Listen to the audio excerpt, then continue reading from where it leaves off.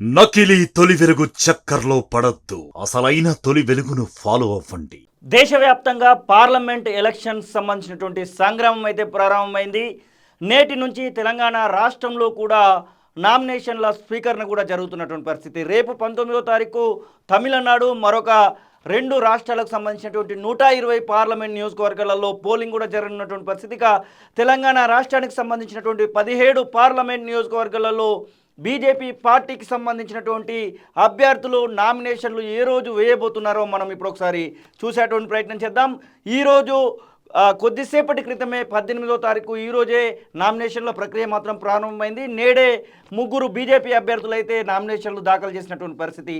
ఈటల రాజేందర్తో పాటుగా డీకే అరుణ, మరొక అభ్యర్థి మెదక్ నుంచి రఘునందన్ రావు కూడా నామినేషన్ అయితే దాఖలు చేయనున్నటువంటి పరిస్థితి. మొత్తం 3 అభ్యర్థులు మొదటి రోజే వారికి సంబంధించినటువంటి నామినేషన్లను అయితే దాఖలు చేయడం అయితే జరిగింది. ఇక 19వ తారీఖున వచ్చేసి కిషన్ రెడ్డి నామినేషన్ దాఖలు చేయబోతున్నారు. ఇక ఈరోజు నామినేషన్ల విషయానికి వచ్చినట్టు ఏదుంటే గోవా సీఎం అటెండ్ అయినటువంటి పరిస్థితి, ప్రమోద్ సావంత్ అటెండ్ అయినటువంటి పరిస్థితి అయితే కనబడతా ఉంది. ఇక 19వ తారీఖు రేపటి రోజున సికింద్రాబాద్ నియోజకవర్గం నుంచి కిషన్ రెడ్డి నామినేషన్, ఆ యొక్క నామినేషన్కి రాజ్నాథ్ సింగ్ ముఖ్య అతిథిగా రానున్నటువంటి పరిస్థితి అయితే కనబడతా ఉంది. మరొక అభ్యర్థి ఖమ్మం నుంచి తాండ్ర వినోద్ రావు, ఆ యొక్క నామినేషన్ కార్యక్రమానికి కూడా రాజ్నాథ్ సింగ్ ముఖ్య అతిథిగా రానున్నటువంటి పరిస్థితి అయితే కనబడతా ఉంది. ఇక 22వ తారీఖున జహీరాబాద్ నుంచి బీబీ పాటిల్ నామినేషన్ వేయనున్నటువంటి పరిస్థితి ఉంది. ఇక ఆ యొక్క నామినేషన్ కార్యక్రమానికి మహారాష్ట్ర డిప్యూటీ సీఎం దేవేంద్ర ఫడ్నవీస్ ముఖ్య అతిథిగా రానున్నటువంటి పరిస్థితి కనబడతా ఉంది. ఇక అదే రోజు 22న చేవెళ్ళ నియోజకవర్గం నుంచి కొండా విశ్వేశ్వరరెడ్డి నామినేషన్ దాఖలు చేయనున్నారు.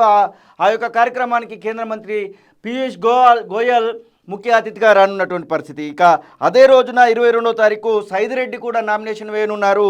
22వ తారీఖు రోజునే మహబాద్ నుంచి సీతారాం నాయక్ కూడా నామినేషన్ అయితే వేయనున్నటువంటి పరిస్థితి. మొత్తానికి నామినేషన్లకి కేంద్ర మంత్రులు, అలాగే వివిధ రాష్ట్రాలకు సంబంధించినటువంటి ముఖ్యమంత్రులను సైతం తెలంగాణ రాష్ట్రంలో ఉన్నటువంటి బీజేపీ పార్టీ అభ్యర్థుల నామినేషన్కి ఆహ్వానిస్తున్నటువంటి సందర్భాన్ని అయితే మనం స్పష్టంగా గమనించవచ్చు. 23వ తారీఖున భువనగిరి నియోజకవర్గం నుంచి బూర నరసయ్య గౌడ్ నామినేషన్ దాఖలు చేయనున్నారు. 24వ తారీఖున గోమాస శ్రీనివాస్ నామినేషన్ అయితే దాఖలు చేయనున్నారు. ఇక గోమాస శ్రీనివాస్ విషయంలో మరి బీజేపీ పార్టీ మరొక పునరాలోచన చేస్తుందనేటువంటి వార్తలు అయితే వస్తూ ఉన్నాయి.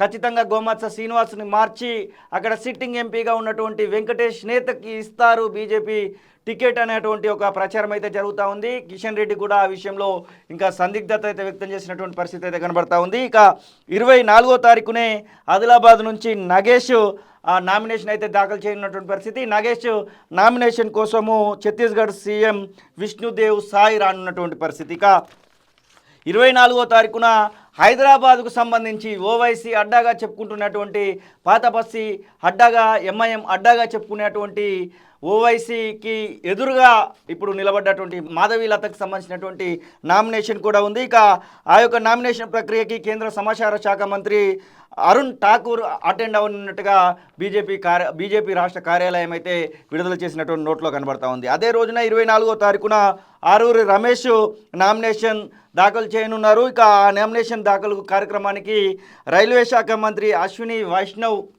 అటెండ్ అయితే కానున్నటువంటి పరిస్థితి. 25వ తారీఖున కరీంనగర్ నుంచి మాజీ రాష్ట్ర అధ్యక్షుడు, అలాగే ప్రస్తుతం కరీంనగర్ సిట్టింగ్ ఎంపీగా ఉన్నటువంటి బండి సంజయ్ అక్కడి నుంచి అయితే నామినేషన్ వేయనున్నారు. ఇక ఆ యొక్క కార్యక్రమానికి గుజరాత్ సీఎం భూపేంద్ర పటేల్, అలాగే రాష్ట్ర అధ్యక్షుడు కిషన్ రెడ్డి ఇద్దరు కూడా హాజరు కానున్నటువంటి పరిస్థితి. 25వ తారీఖున ధర్మపురి అరవింద్ నామినేషన్ అయితే వేయనున్నటువంటి పరిస్థితి. ఆ యొక్క కార్యక్రమానికి కేంద్ర రైల్వే శాఖ మంత్రి అశ్విని వైష్ణవ్ రానున్నారు.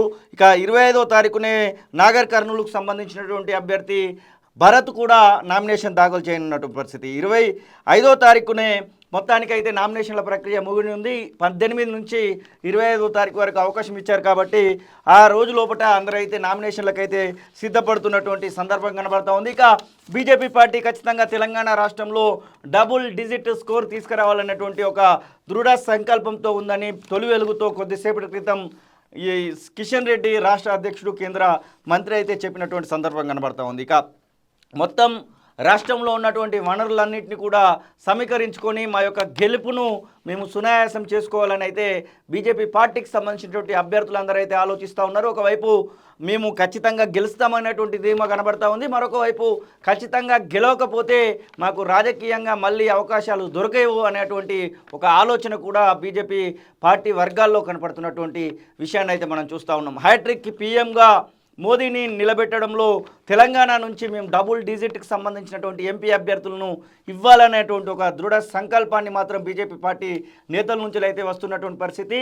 మొత్తానికి ఈరోజు జరిగినటువంటి నామినేషన్ల ప్రక్రియ చూసినట్టయితే మొదటి రోజే నామినేషన్లలో ఈటల రాజేందర్ మల్కాజ్గిరి నుంచి వేసినటువంటి నామినేషన్ ర్యాలీని చూస్తే ఖచ్చితంగా ఈటల రాజేందర్ అనే కాదు, అటువైపుగా రఘునందన్ రావు అలాగే డీకే అరుణ ముగ్గురు కూడా నామినేషన్ రోజే ఒక విజయోత్సవ ర్యాలీలు చేసినటువంటి ఒక తీరునైతే మనకు స్పష్టంగా చూడవచ్చు. నామినేషన్లకే ఇట్లాంటి విధానాన్ని చూపిస్తున్నారంటే ఇక ఎలక్షన్స్ వరకు ప్రచారంలో ఎలా దూసుకుపోతారనేది చూడాల్సినటువంటి అవసరం అయితే ఉంది.